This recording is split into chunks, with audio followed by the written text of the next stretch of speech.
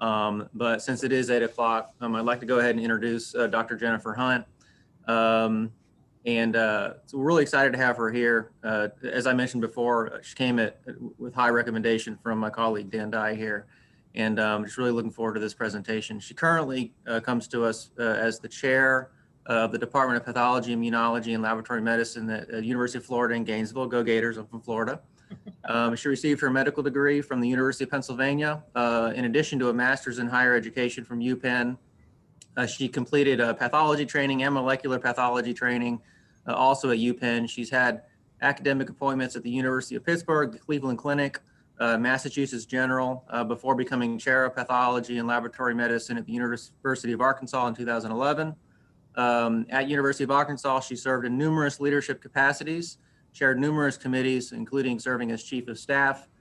Dr. Hunt was one of 5 physicians nationwide chosen in 2019 for the Association of American Medical Colleges Council of Deans Fellowship Program. I hope I got that right. Mm-hmm. So just last year, Dr. Hunt was involved in some of the strategic planning about COVID-19 testing in Arkansas. She was personally selected by the governor of Arkansas to serve on that task force. Last year, she was selected to serve as chair of the Department of Pathology at UF, as I mentioned. Among many of her accomplishments, she's become a national and internationally renowned expert in the role of women in leadership positions in medicine. Just last year, she received the President's Award for Excellence given by the American Medical Women's Association. She has over 150 publications. She's a best-selling author. She recently published a book called Unlocking Your Authentic Self, Overcoming Impostor Syndrome, Enhancing Self-Confidence and Banishing Self-Doubt. She has a TED Talk online that you can find on YouTube. I listened to it. It's just phenomenal.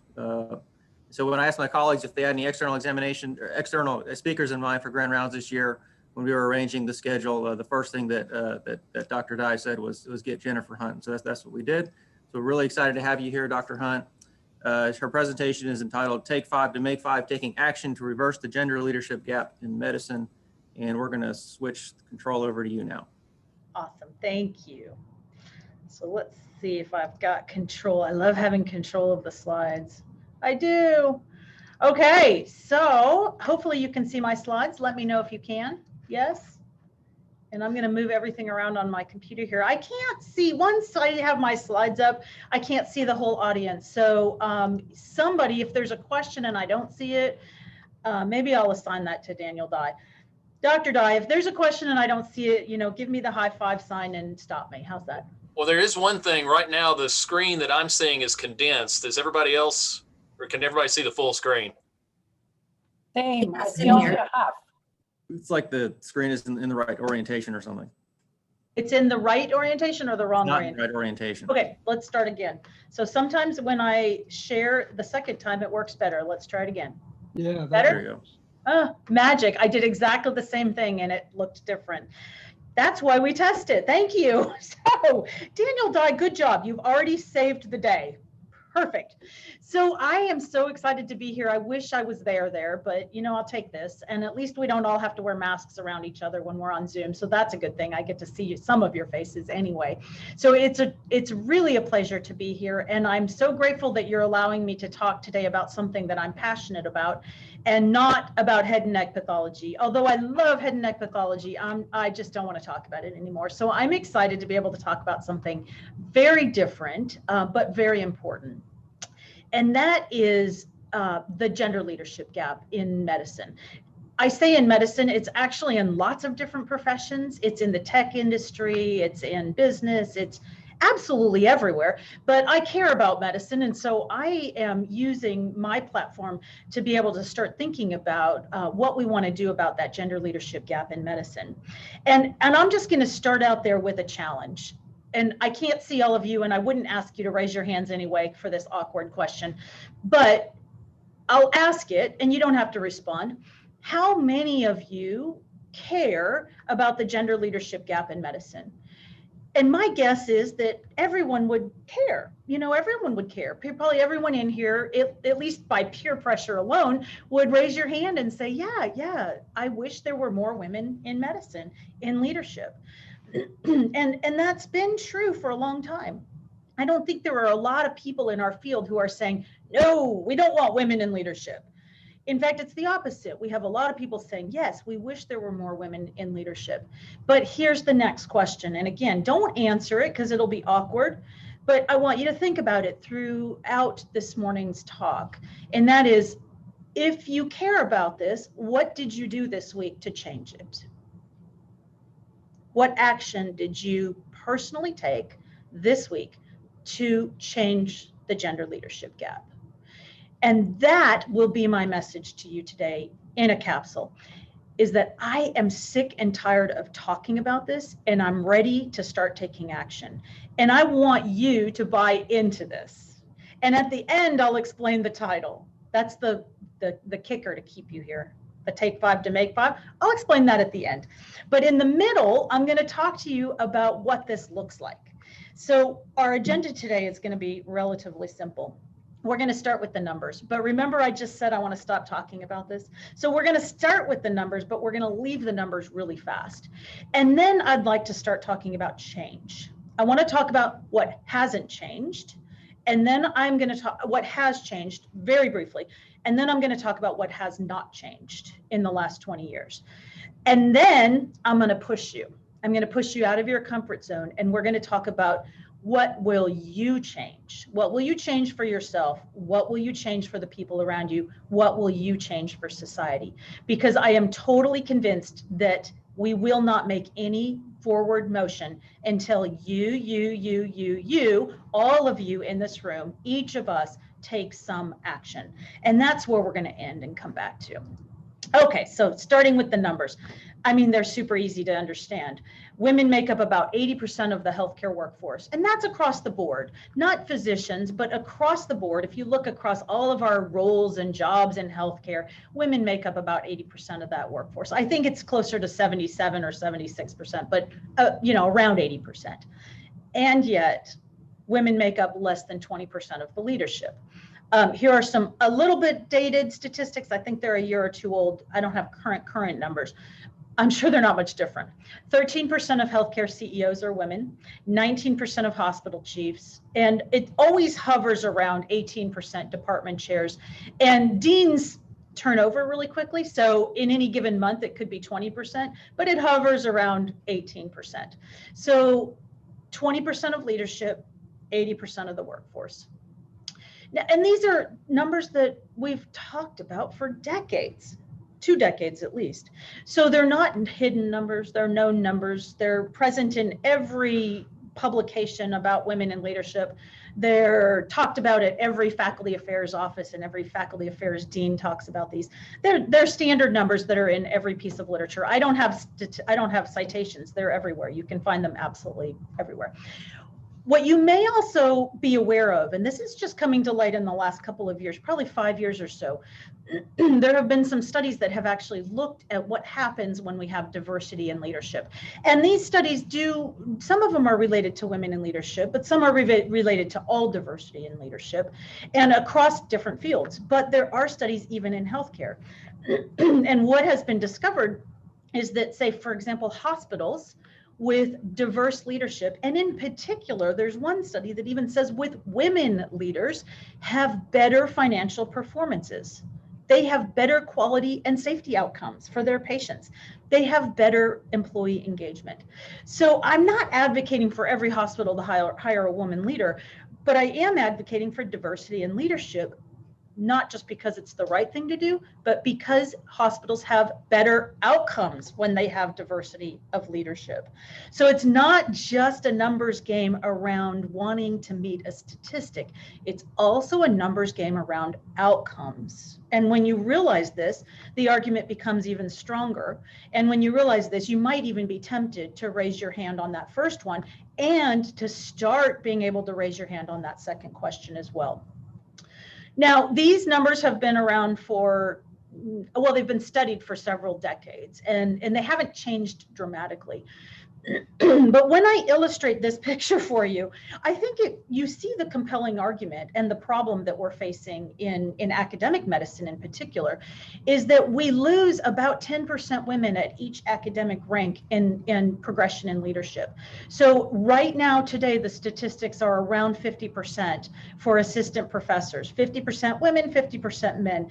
Actually, at the instructor level, there's even more women. And I don't think that's a good thing. That's actually a bad thing. We have to think about that in a different sense.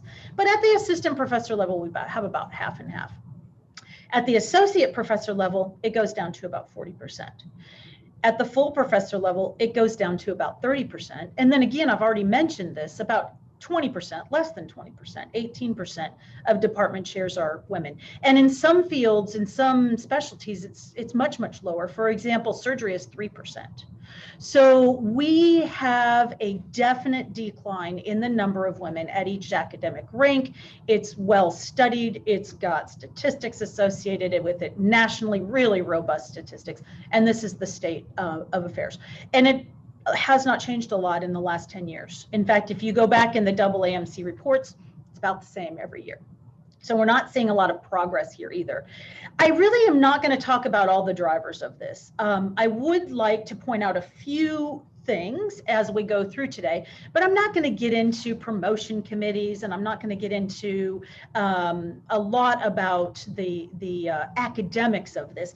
I am going to talk much more today about you, all of you, and me, and what our part in this is, and what our part in this change could be. So again, lots of drivers out there for this, and I'll just briefly touch on a few of them. I also just wanted to show this graph just to show a little bit more detail about this progression into leadership. And this is 3 decades. I couldn't get exact numbers because the reports don't come out every single year. So you can't kind of do a year, decade to decade comparison. But you can see here from reports 1998, 2006, 2011, 2018, blue is vice chairs, orange is chairs, and gray is deans. And I mean, the graphs are going up, but look at the axis over here. I mean, this is a 25% curve. So the graphs are going up like tiny little bits each year, and not following the curve of women in medicine. And that's one of the most important factors. So I am going to focus a lot on all the problems today. And I hate to just focus entirely on problems.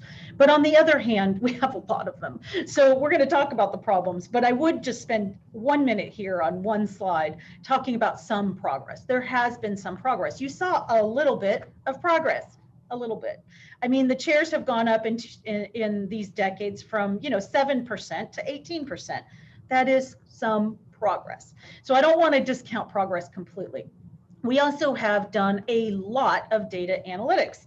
I mean, we have tons of data. The AAMC provides us incredible reams of data that are really well studied and really well characterized from our medical schools about women in leadership. Very, very well studied. So we get that, if not every year, it's definitely every other year. And then at our own institutions, we have made progress. So you've probably at your institution implemented some tools around unconscious bias. Most institutions have adopted at least showing their search committee the videos on unconscious bias, if nothing else. So most of you have been exposed to unconscious bias in some way or another. That's progress. That's good. Most institutions have started some sort of women's leadership development program. I don't know if yours has one. They exist at a lot of different institutions. So that is some progress. Some institutions have done a lot to revamp their search processes. They have told their search firms, we want a diverse candidate pool, and their search firms try to get them a diverse candidate pool. So again, some progress, but not nearly enough. And I want to talk today about how we can make much more progress in the next decade than we have made in the last decade. So here's my little homage to progress, and that's it. The rest is going to be about the bad parts. Sorry, it's a negative argument. Now, this is just an argument I want to bury. You want to help me bury it? Let's dig a hole. Let's do a little autopsy and bury it, because it's done. So there's this whole argument, and you'll hear it over and over again. oh, we just have a pipeline problem. So I was on the search as a medical student for the Dean of Penn Med. And I remember lamenting, not me personally, but the search, lamenting the fact we had no women candidates. And oh my, we have a pipeline problem. We just don't have women in the pipeline to be dean. It was such a disappointment. And that was 20 years ago. And we actually probably did have a pipeline problem. We probably didn't have women in the pipeline to be dean. Now, I was on a search a year or so ago for a high-level leadership position, a very high-level leadership position. And there were 9 finalists. And if I had you live, I would ask you to call out numbers. What do you think the number of women candidates for that position were? Anybody hold up your hands if I can see you. 0. 1, 5, 0. The answer was 0. 0 of 9 were women. Now, okay, maybe there were no qualified candidates in the entire United States, probably including Canada. Maybe the women were really smart and they said, wow, that's a really crappy job. Maybe. Or maybe we have a problem and it's not a pipeline problem. So that's where we're going to focus today. And actually, this is interesting. So this is just a picture of 2 random people representing men and women. This is the distribution of most medical school classes today. Actually, I think our school has slightly more women than men this year. This is the same distribution that's been present for at least 15 years. 15 years. 50-50. So if you think, okay, well, most chairs probably have a 15-year trajectory to becoming chair. I mean, I'll give you 20 even. I'll even give you 20. We ought to have 50% women as chairs, shouldn't we? If there was not a systemic problem and there was only a pipeline problem, then we ought to have 50% women or close. I'd even take 40 in chair positions and leadership positions. So we do not have a pipeline problem anymore. We don't have one. We have plenty of women entering into the system. We may have what I call a flow problem. We may have a problem with women flowing through the pipeline, but we certainly do not have an entry point pipeline problem anymore. And we haven't for 2 decades. So where is the progress lagging? And I want to talk today about some things that we actually have control over. So I don't really want to talk about systemic problems that are way out there, that are beyond us, that are not at the person specific level. I'm going to talk about the problems that you and you and you, if I point to everybody's picture in this room, and me, that we actually have some power over. And that will get us back to that final point of talking about what is our part in this. So I will talk a little bit today about overt and covert gender bias. I'm going to focus on medicine. I suspect that if we had tech people in the room, if we had IT people, if we had business women, if we had lawyers, I suspect it would be exactly the same arguments. I'm guessing. I will also talk about unintentional gender bias. So the first part is kind of the overt and covert distinct gender bias. I want to then focus a little bit about unintentional gender bias. And then I'm going to spend the second half talking about the inside parts, not the outside parts, and what happens on the inside, especially for women, but also for some men. And I'll briefly touch, actually, I'll do more than briefly. I'm going to talk a little bit about imposter syndrome and how that plays into this gender leadership gap as well. Oh, and there'll be some interactive stuff, not interactive like you got to raise your hand and play, talk, but interactive like I'm going to ask you to think and write down some stuff and be part of this thought exercise. So be prepared for that as well. It's not that hard. Don't worry. Okay, so let's start off. We're going to start off with overt and covert gender bias. So you've probably all heard of Manels. You might have even heard of some very high profile figures. Francis Collins, for example, now refuses to accept any invitation to a panel that's all men. And he says, don't even invite me. I will not accept. If it's all men, I won't do it. It's called a Manel, M-A-N-E-L. I call this the fallacy of zero. Another person out there, and I'll give you her quote in a minute, talks a lot about this, is Julie Silver. And the fact is, I'm not going to read this to you because that's so annoying when people read cartoons. Not doing that. The fact is, that if you have 0 women present in anything, it is gender bias, because it is statistically impossible today for there to be 0 qualified women. And Julie Silver at Harvard calls this the inexorable 0. It is statistically impossible. So just think about all of the places that this could be true.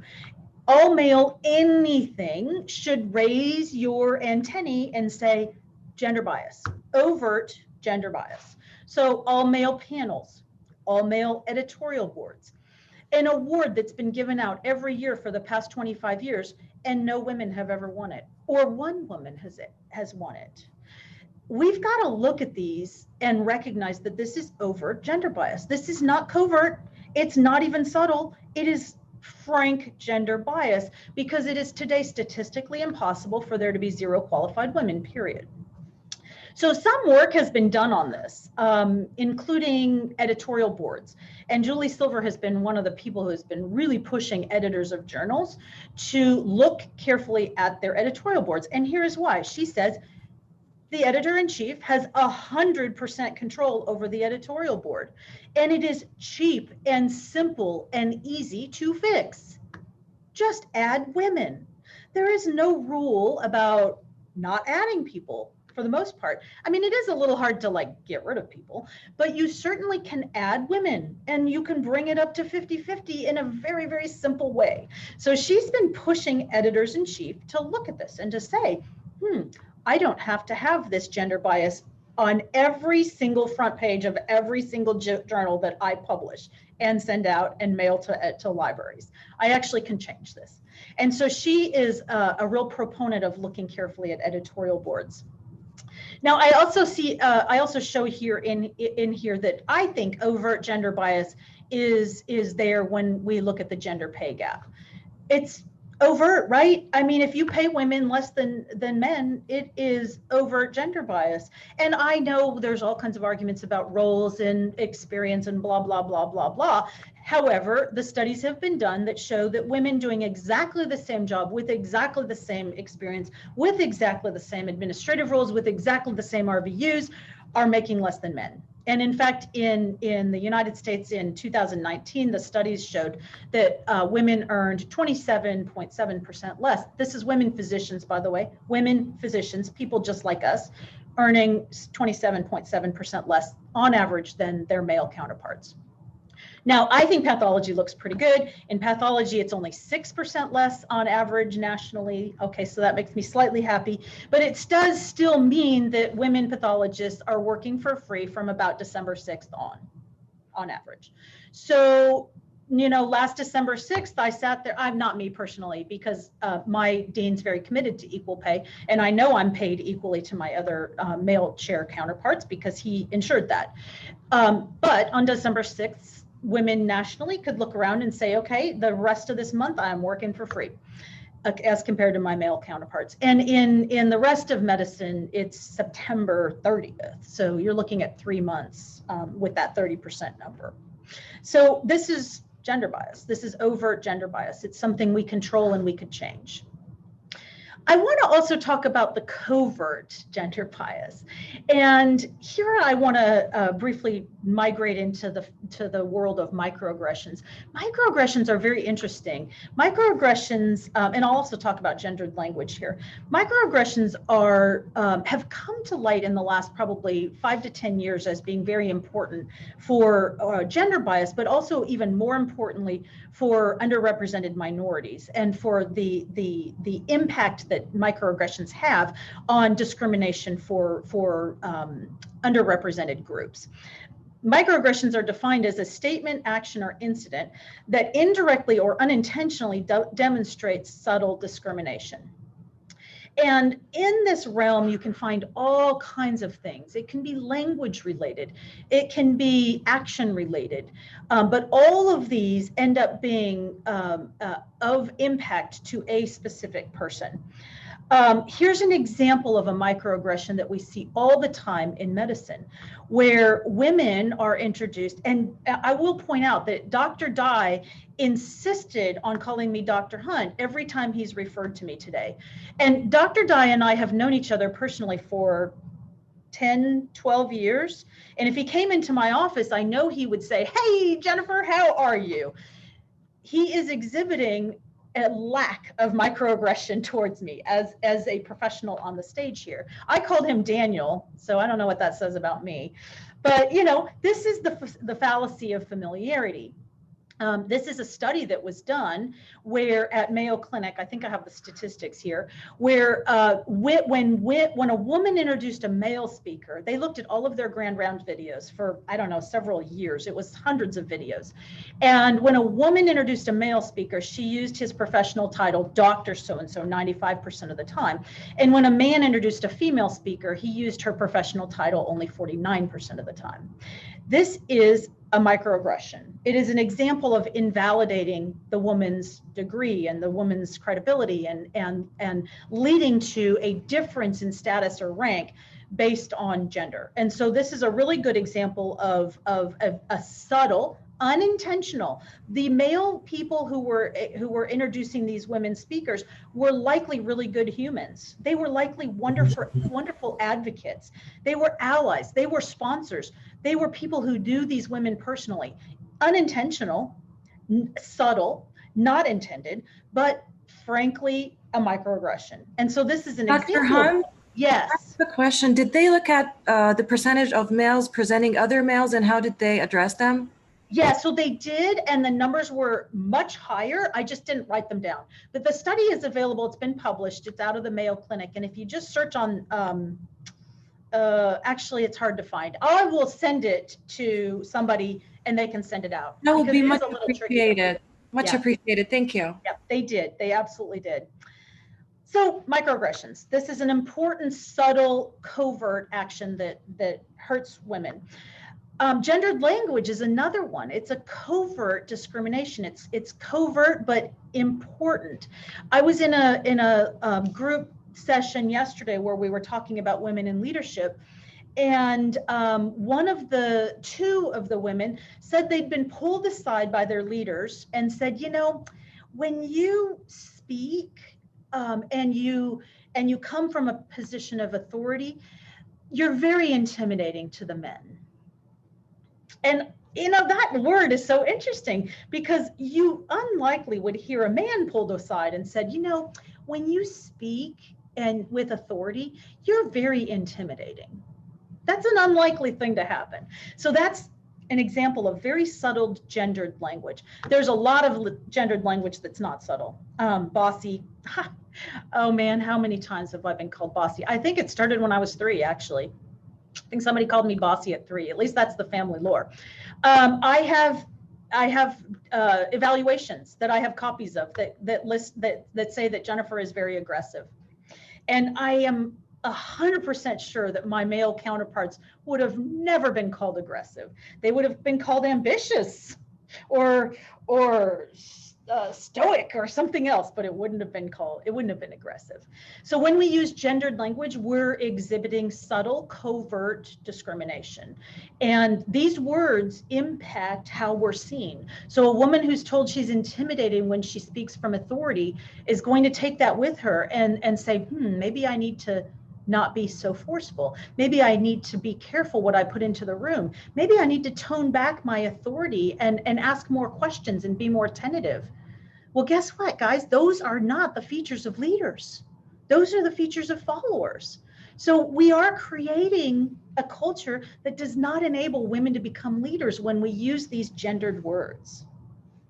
So these are things that have not changed in 20 years. There's also more things that have not changed in 20 words that are really on the unintentional side. And, we talked a little bit about unintentional microaggressions, but the things I'm going to talk to you next about are really unintentional. They are things that most of you or most of us don't even think about. One of them is unconscious bias. And then I'm going to talk a little bit about something I made up called subtle tilts. And I'm going to show you a few subtle tilts that we actually have control over as well. So here are some examples of unconscious bias. No one intended this, but would you believe that there are some actual medical procedures where the RVUs are lower when they're done on women than they are on men? So there are some GYN procedures where the RVUs are less in OBGYN than they are in urology. Same exact procedure. So unintentional, but that does create bias. It creates bias against fields that are predominantly women versus fields that are predominantly men, and actually ends up being financial for some people who are making money on their RVUs. Patient satisfaction scores are statistically lower for women than men, with a total absence of difference in patient care. So it is known that there is bias, unconscious bias, in patients who are evaluating their women doctors. This one doesn't happen so much to us in pathology, but is certainly true in the medical fields and on the wards and in the clinics, where women physicians are routinely mistaken for nurses. So that the woman physician goes into the patient room and the patient says, "Oh, hello, are you my nurse?" And over again, she says, "No, I'm your doctor. I'm the same doctor that introduced herself to you yesterday as your doctor." And this is unconscious bias. No one intends this. The patient doesn't intend to have a bias against women. It's just it's an unconscious belief. It's something that's been programmed in. I'm going to give you a quick example of something that I've been thinking about for several years, actually. Several years ago, we had this leadership meeting, and it was a chairs meeting, so it was all chairs. And it was in a room that was slightly too small. So the inner circle was the table, and probably, I'm going to guess, 10 people could easily sit there. There were 10 chairs, and then there were probably maybe 5 chairs around the outside that needed to be occupied. And at one meeting, one of the women chairs, there weren't very many, said, "I would just like to point out that we have gender bias even in this group, because the women are often sitting on the outside of the ring." And I'm telling you, the men went ballistic. It's like she dropped a bomb into the room and then ran. It was pretty spectacular. And in fact, we heard these great messages that are straight from the literature and the movies. "I am not biased. I hire women. Look at all the women I've hired." And we were like, "Oh my gosh, poof, didn't get that at all." We're talking about unconscious bias. It sounds familiar, like no one respects women more than I do. Yeah. Yeah, it was very fascinating. It was very fascinating. But what I found very interesting was the conversation that played out afterwards about how, there's no bias here. Anyone who comes first gets a chair. And if you come late, you don't get a chair. You sit on the outside. And I thought, yeah, you know what? That's true. It is all about when you got here. I'm going to make sure to not be late. But then I went further and I thought, you know what? It would be statistically improbable that the women were always late, right? I mean, why would all the women be late every day and the men be there early? That doesn't make sense. And so I watched and I observed, and here's what I saw happen. When a man came in, male chair came in, and the chairs were taken, the other men squeezed apart and fit a new chair in. And that was the difference. When the women came in, I mean, I'm not going to lie, we kind of quietly went around the outside and sat down at a chair. So it's unconscious. It's unconscious in us too. We did it. We were the ones not saying, "Hey, squeeze apart, move aside. I'm going to bring a chair into the main table." But it's unconscious on both sides, right? It's unconscious bias. And I thought that was such a great example of truly unconscious bias in everybody, not just in the men, everybody. Now, there's also these things that are subtle tilts, and these are habits and patterns that tilt the gender leadership gap. And I'm going to give you 2 examples: letters of recommendation and job advertisements, where you see tilt. So there have been great studies out there showing that letters of recommendation for men and women are different. Now, everyone in here, if you're a faculty member, writes letters of recommendation. You have the power to change this. You have total control over your letters. Turns out that men's letters are 4 times more likely to mention publications than women. They have 16% longer letters for men than women. 50% more likely to mention accomplishments rather than just mentioning effort. "Oh, she put in a great effort on this project. Oh, he got great outcomes on this project." See the difference? 7 times less likely for a man's letter to mention the personal life. That's a big one. Half as likely to include doubt raisers. Doubt raisers like this: "Oh, she will be a fantastic physician with some mentoring." That's a doubt raiser, raises doubt. And then gendered and stereotyped language, which we've already talked about. So when we write letters of recommendation, we got to be really careful. We've got to look really carefully at the language we're using. Now, here's the problem. I hear people all the time say, well, I introduce personal life in every letter, men and women. So that's okay. Well, guess what? The person who's receiving your letter is only receiving one letter. They're not receiving all your letters. They're not comparing your letters. And on average, statistically, women have the personal life mentioned much more often than men. So if you mention personal life in a woman's letter, it's going to fall into that bucket and category, even if you're really good about mentioning it in both. So here's the lesson, people: just don't mention the personal life. Don't put it in. It's a doubt raiser. It's unnecessary. And most of the time, it's going to put women into a lesser category, because you're going to mention things like kids and family, which in the eyes of the person reviewing it may become a gendered stereotype and may play into their unconscious bias. So it's all about statistics here. It's not about what you do comparing men and women. It's about the statistical norms and how you personally can change those.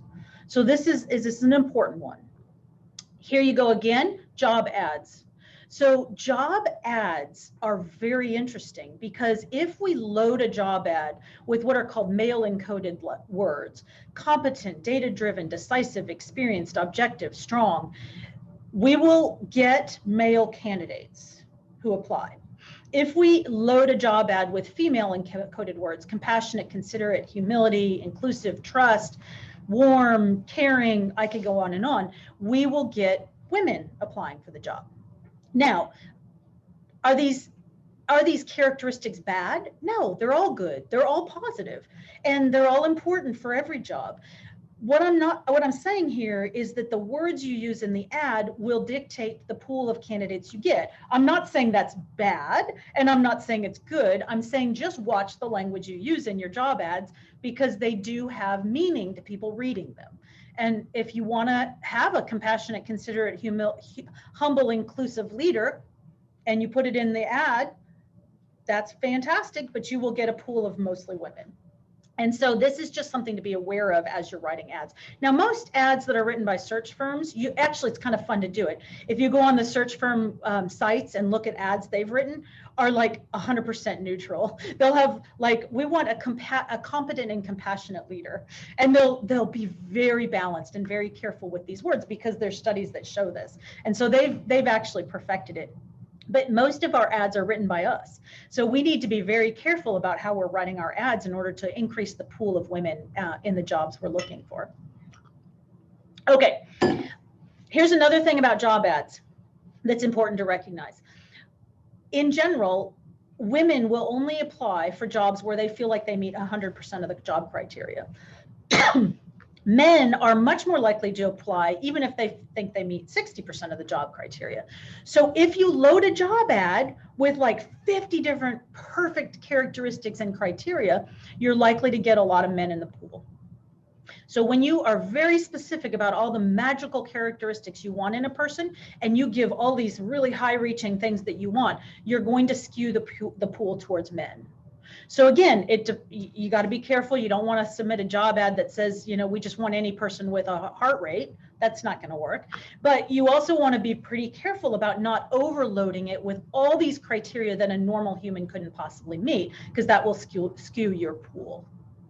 So these are interesting, aren't they? Because they're things that we don't even think about that are subtly tilting the balance. They're subtle tilts, but they're also things we can tilt back.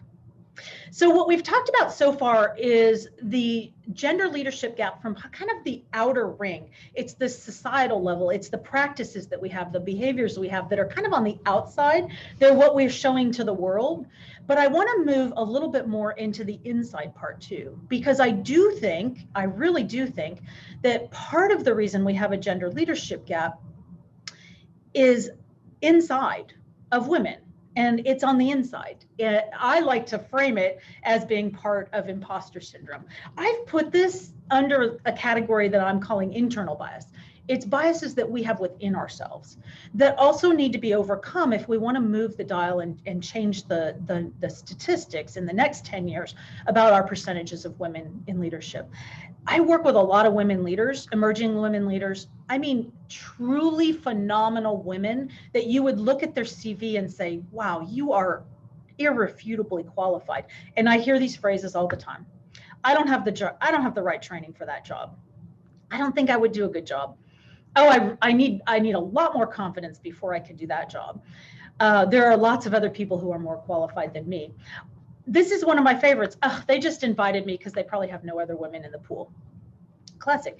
These are people we know. These are people that we look at and say, wow, she is a leader in her field. She is amazing. She is top of her game. And these words are still coming out of our mouths. I did this too a couple of years ago. It was ridiculous. I'm like steeped in this, right? I talk about imposter syndrome all the time. I teach on it. I coach on it. And I was talking to my dad about a job that I had seen. And I said, oh, I'm not qualified for that. It's a provost job. And I got dead silence from my father, who doesn't let anything get by him. And he said, oh, why, Jennifer, that is fascinating. I wasn't aware that there was a board certification for provost.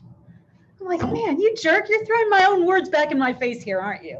So I did it even knowing all of this. And that's that internal bias. That's that internal part. So here's the part where you play along a little bit. And this is always fun.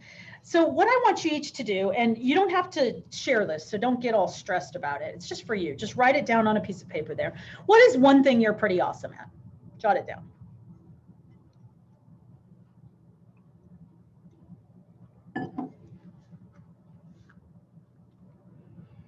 Okay, now I want you to, if you're on mute, you can do this. If you're not on mute, don't do this because it's going to be super awkward if you say it out loud. Way worse. But if you're on mute, you could try it. You could say it out loud if you want. Otherwise, just think it. And I want you to say, I may actually be the best in the world at, and you fill in what you wrote down. And I notice nobody is saying it out loud because it makes us squirm to talk about what we're good at. And it's very interesting that you wrote down something that you were pretty awesome at, but it's really hard to take ownership of that and say, you know what, I kick butt at this.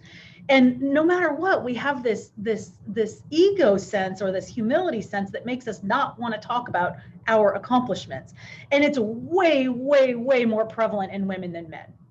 So if you found this hard, you have lots of friends. But if you found this hard, you might also think about whether you're brushing up against imposter syndrome a little bit. Because in imposter syndrome, that inability to reflect and take great pleasure and pride in your skills and your talents, I mean, not excessive pride. I'm not talking about the pride that's like narcissism. I'm just talking about normal pride. That inability is really amplified in imposter syndrome. Now, I want to tell you why I care about imposter syndrome, and I hope you'll believe that you should care about it too. It's not just because I think imposter syndrome is associated with lack of leadership progression, which I do think it is.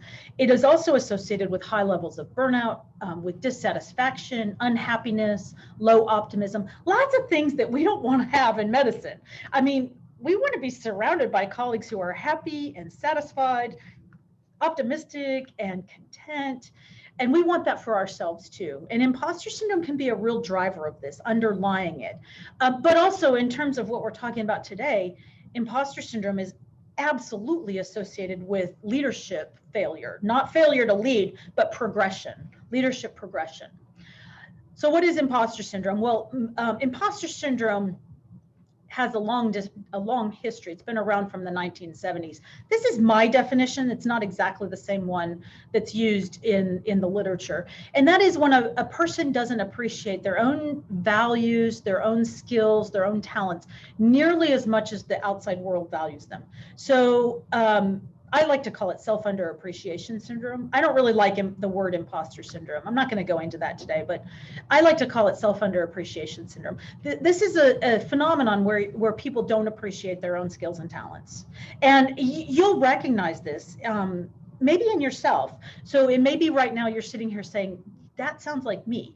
Maybe you don't have feelings of adequacy. You don't quite feel deserving. You sort of doubt your accomplishments, and people talk about them and you're like, oh no, that's not so great. You don't even want to hear it.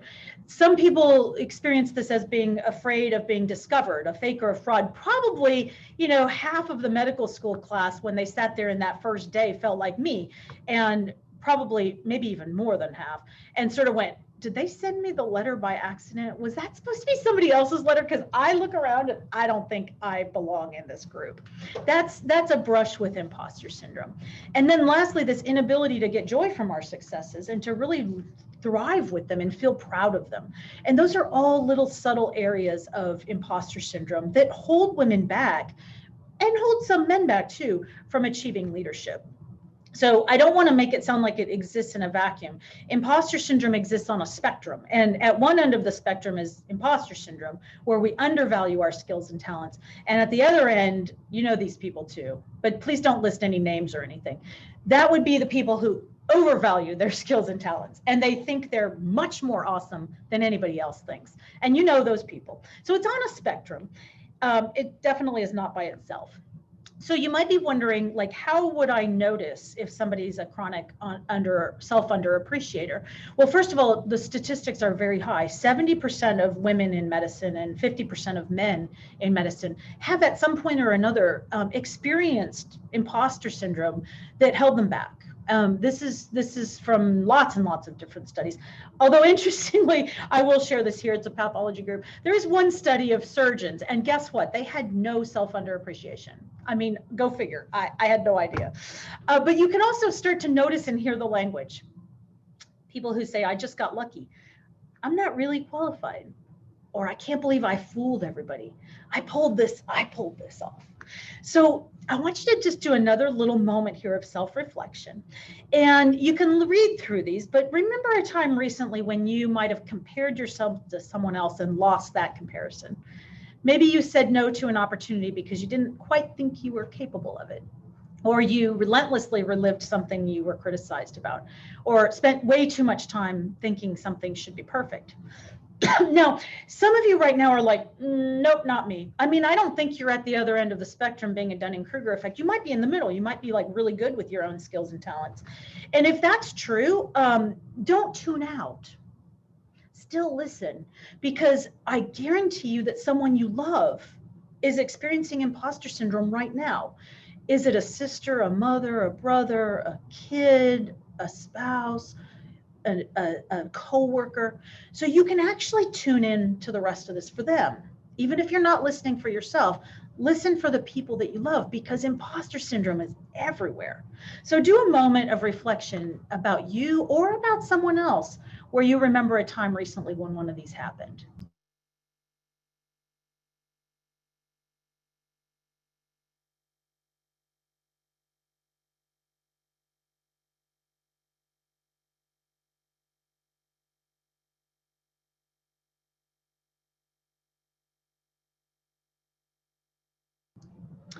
Okay, so if you were listening for yourself and you recognized in this something, you may be in that realm of imposter tendencies. If you're listening for someone else and you recognize one of these for someone you love, then again, that may be in that realm of imposter syndrome. I like to think of imposter syndrome as having 5 dysfunctions. One of them is a very powerful, very destructive, very negative inner critic. Another one is a difficulty in managing really intensely emotional situations, experiencing emotional flooding pretty easily. Another one is relentless perfectionism. Now, this one's tricky because most people in medicine have some level of perfectionism. It's hard to get through medical school and residency if you're really sloppy. I mean, we've all known people who were, but they struggle, right? They don't, it's really hard. Dr. Dye and I know of one resident who really struggled with this. He got it under control. He was the opposite of a perfectionist, and he became a really wonderful pathologist. But most people we know are like fairly rigid. Risk aversion and controlling behaviors, where we want to control everything around us, and extreme reactions to criticism are very common in imposter syndrome. We're not going to talk about these today. I want to talk today about the inner critic, the first one. We won't talk about all of them because I think it really, really, really relates very strongly to the gender leadership gap. And it's also something that you can do something about, either for yourself or you can help other people do something about it as well. So this inner critic is, again, this is just statistics from medicine. 70% of high achieving women, 50% of high achieving men. The inner critic functions as a judge. It's mostly judging you, but don't be fooled. It's also judging other people and judging circumstances. It judge all the time. Everything is being judged, but largely it's you judging yourself. The inner critic comes from a relatively good place when it starts in childhood. In childhood, it starts with self-talk. And if you have little kids, it's interesting. You can actually hear their self-talk come out loud. If they're playing by themselves, you'll hear them saying, oh no, don't do that. Don't do that. That would be dangerous. Oh, don't touch the stove. That's hot. They'll start, you can hear their real, even out loud with little kids. And what this is learned behaviors, learned values from trusted adults. It's kind of the guardrails put up for healthy, appropriate behavior. It's almost always going to be positively generated. Like, don't touch that. That will burn you. Don't stick a fork in the outlet. I mean, anyone with little kids has said those things and the kids do hear it and they start to mimic and parrot it back. This is normal, healthy self-talk. In the teenage years, it shifts and it shifts away from adults towards peers.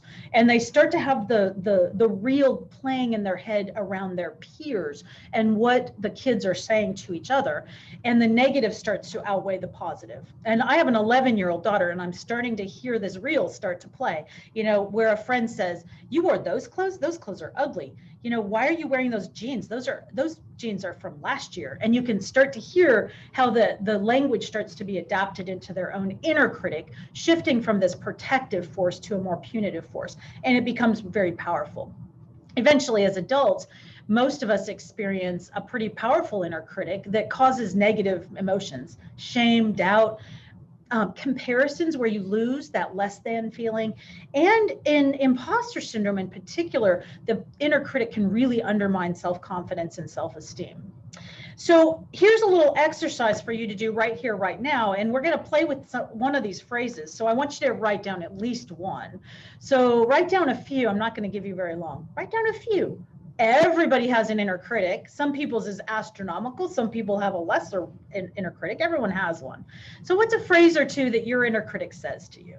Don't say it out loud. Just write it down.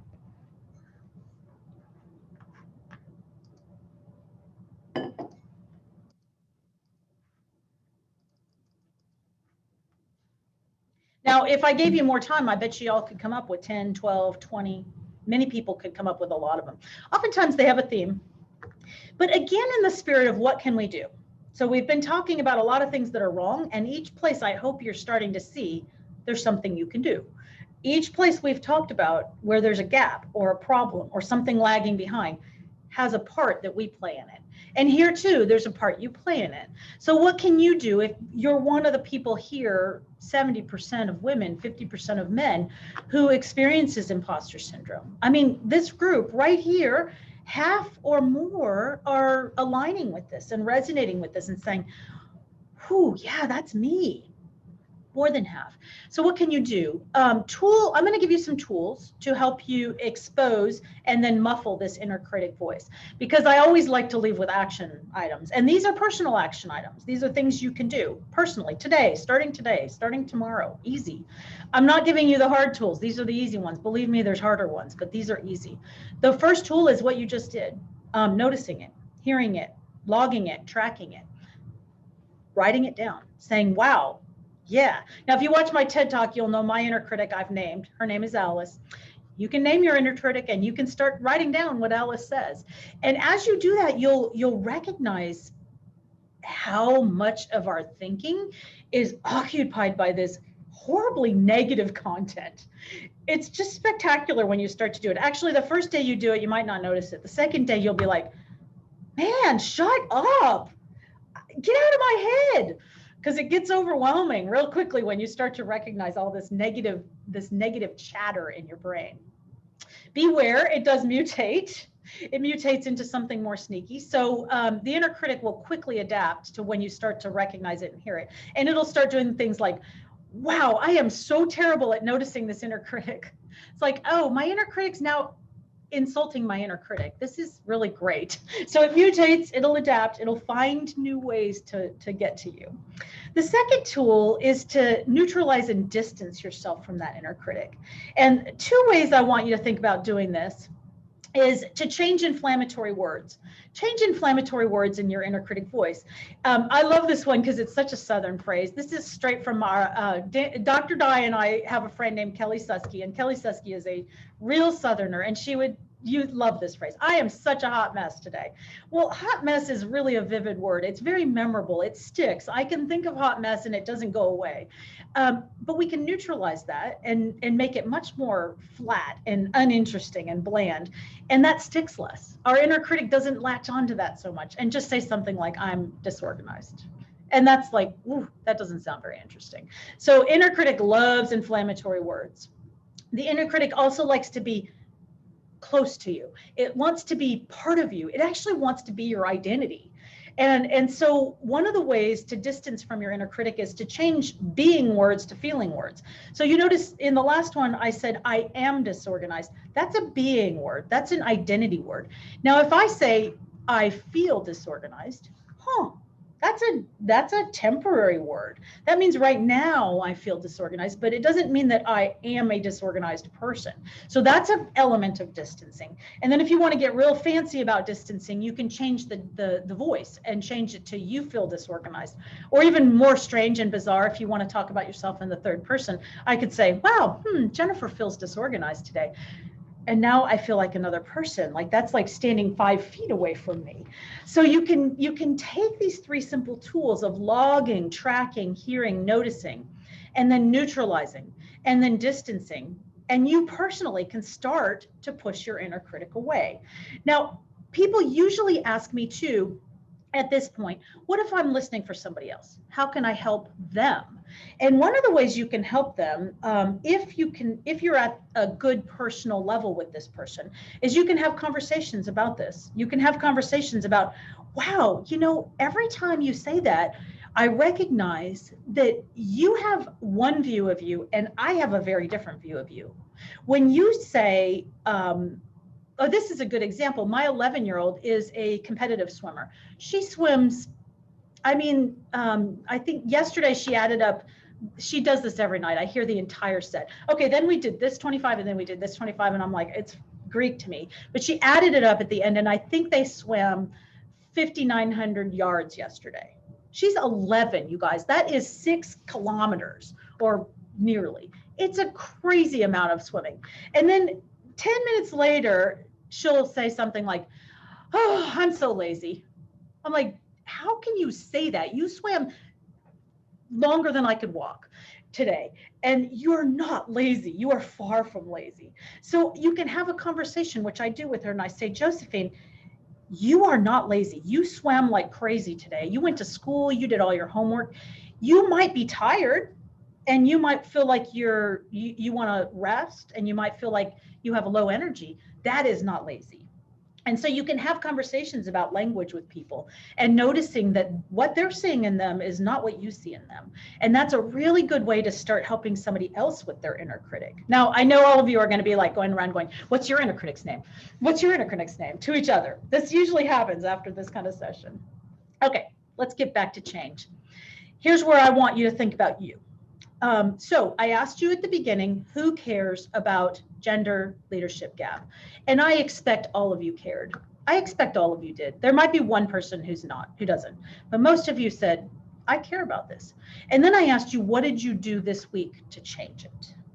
And what I want you to take away from today is this: you have control over many of these elements. Maybe we can't all change the big society picture today, but if we all take action, stop talking, take action, there will be change. And I believe that. So I believe that change occurs through action. I believe that incremental change, that slow, gradual progress that we've seen over the years, it occurs through directional action. Institutions, people had some direction associated with it. But I think we need exponential change. Let's get off that growth curve that's flat. It's not flat, but it's barely moving. Let's not wait another 100 years to get to 50%. Let's get to 50% in 10 years. Let's get there in 5 years. But to do that, it requires exponential action. And I believe that this can only happen through organized, intentional, purposeful actions that individuals create as a movement. So this is where we all come in. And I used this metaphor yesterday, and I think it's really a good one. If you've ever seen a flash mob, it's spectacular. I haven't seen one live, but I've watched videos and they're amazing.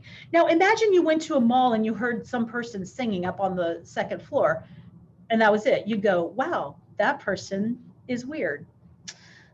Now imagine you go to the same mall a week later and you see one person singing over here on this escalator, and you see another person singing over here on that escalator, and there's a third one on that escalator, and they're all singing a different song. You'd be like, 3 weird people now. I guess weird people attract weird people. Now imagine you go to the mall and one person starts singing, and then one person starts joining them, and then another person starts joining them. And all of a sudden there's a whole choir around you, circling you. It's everywhere. It's coming from every direction. And they're singing this magnificent song.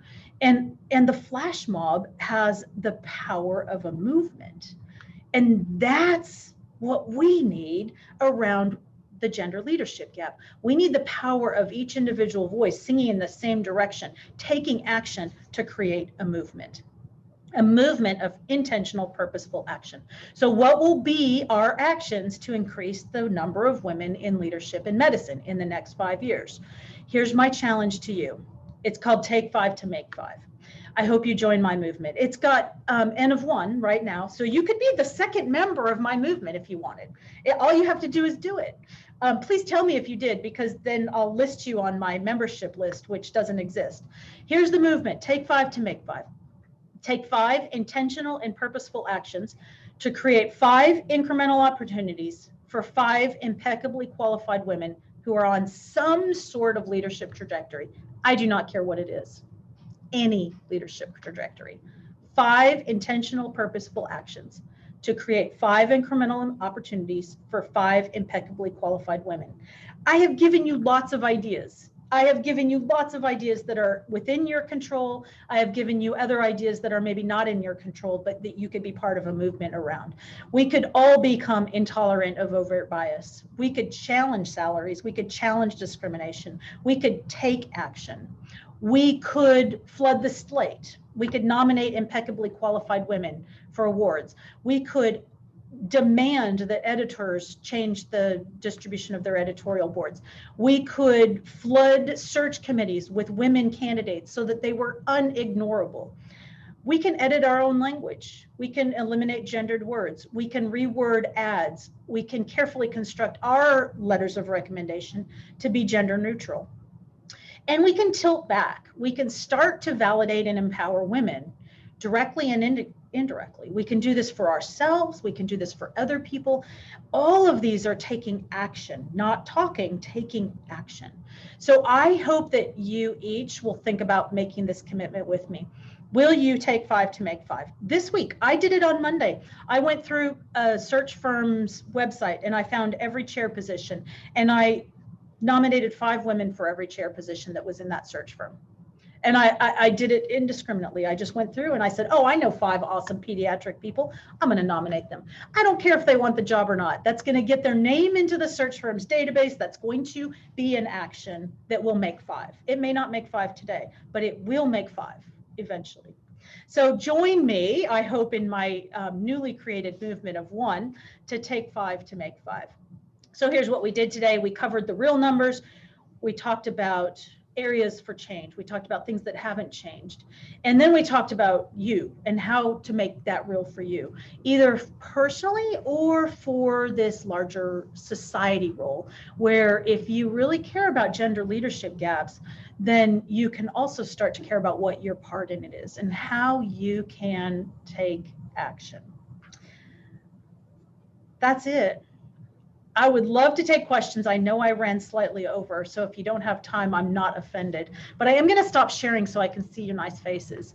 And I am happy. I don't have anything else right now. I'm happy to take questions. I know if you need to drop off, I'm totally fine with that too. Okay, questions. I have a comment, Jennifer. Thank you so much. This was wonderful. So I'm the president of our chapter of the AMWA, and I'm always looking for people like you to speak. So I'm sending you an invitation to give this talk or a similar talk. We invite medical students, we invite residents, faculty, staff, and we've talked about all the different things that you mentioned. I love the take five, make five. I think I love the idea of the choir, because I think that would really be inspiring to other people. Okay, I gotta stop you. I'm gonna stop you. Hang on. Yeah. Notice, everyone. Take notice what Marissa just did. First, she amplified my voice. That was amplification. So you get 1 credit for your take 5. Second, Okay. She gave me an invitation. She gets 2 credits. So she's already 2 done. How many other people in this room have already accomplished 2? You don't need me to help you. I need you to help us here. So 2 examples, people, 2 examples. Okay, go on. Question. I'll let others speak. This was great. Thank you so much. I'll be emailing you. I love it. I love it.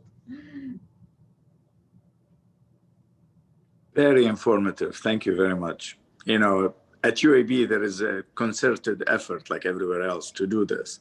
But it's amazing. Listening to you, you know, there are so many other things we can do. And you're absolutely correct. And one of the things, as editor of a journal recently, it was less than 20% when I took over, and I increased it by 50%, but still we're at 33%. And now at the year anniversary, which is this month, we're looking at the numbers and trying to take it to 50%. And of course, we have to also, there are other factors, geography, you know, the journal for USCAP needs to be West and East Coast. So, but that's the objective. And you're right, it's something simple. We don't pay these people, and it builds careers. And so, That's right. absolutely. That's right. And you're pointing out again that there are irrefutably qualified women on every coast. You will find them. Correct. And congratulations, you get credit. You get credit that goes into your file. When we do it. When we do it. Okay, you can take credit afterwards. Yeah. Thank you very much. This was Thank very, you. very helpful. Thank you. Okay, any last questions before I release you to go to your day and do all the many things that all of you have to do today? Well, it's been a real pleasure to be here with you today, and thank you for being part of this process, part of the bigger process, but also for engaging and doing the self-work too along the way as we went through this. I know that's a little different for Grand Rounds. It's a little weird for me to ask you to participate. Fortunately for you, I didn't ask you to like really participate, because I've done that too.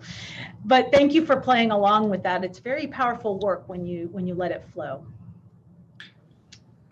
Jennifer, like I said, we definitely will have you in person. And that's why in the beginning I was asking, because I'm trying to keep the invitations really, but this of course was great. We can get you twice. So hopefully soon we'll be out of this morass, and we'll start bringing people back, because I surely you're definitely on the short list. Thank you very much. All right. Thank you. Okay, you all have a great day and a great rest of your week. Thank you. You too. Thanks. Bye-bye, Jennifer. Bye-bye. Jennifer, thank you so much. Thank you. Really enjoyed